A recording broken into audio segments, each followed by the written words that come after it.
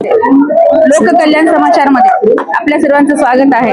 आज धर्माबाद तालुक्यातील तीर्थक्षेत्रवाडी येथे जगद्गुरु रामानंदाचार्य श्री नरेंद्र माऊली सेवा समितीच्या वतीने रक्तदान शिबिर आयोजित करण्यात आले आहे।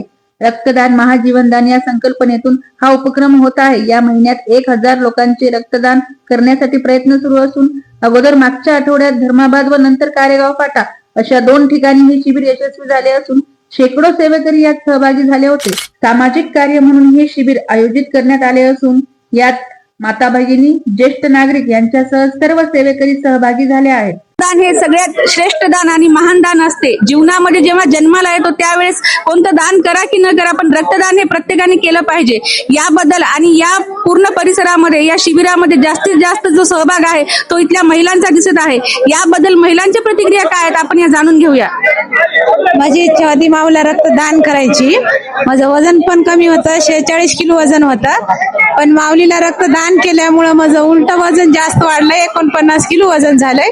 माझे जे टोंगळे सांधेदुखी जे त्रास होता ते सुद्धा आजार कमी झालाय आणि एकतर मनाला समाधान वाटलं। एवढी सेवा माझ्या गुरुच्या चरणी अर्पण करतो। रक्तदान महादान या संकल्पनेतून आपण कशा कशा प्रकारचे इथं वेगवेगळे उपक्रम राबवले जातात याबद्दल थोडीशी माहिती देता येईल। जय सियाराम। रामानंदाचार्य श्री स्वामी नरेंद्राचार्य यांच्या कृपा आशीर्वादाने आज वाडी मंदिर येथे महारक्तदान शिबिराचं आम्ही आयोजन केले आहे। तरी खरंच या कार्यक्रमाला खूप गर्दी आहे, खूप महिलांनी सहकार्य करत आहेत आणि युवानी पण खूप सहकार्य करत आहेत खरंच। आणि आमचे न्यूज चॅनल वाले आपले मीनाताई भद्रे आमच्या कार्याची दखल घेतली। खरंच ताई आम्ही तुमचे आभारी आहोत। जय सियाराम।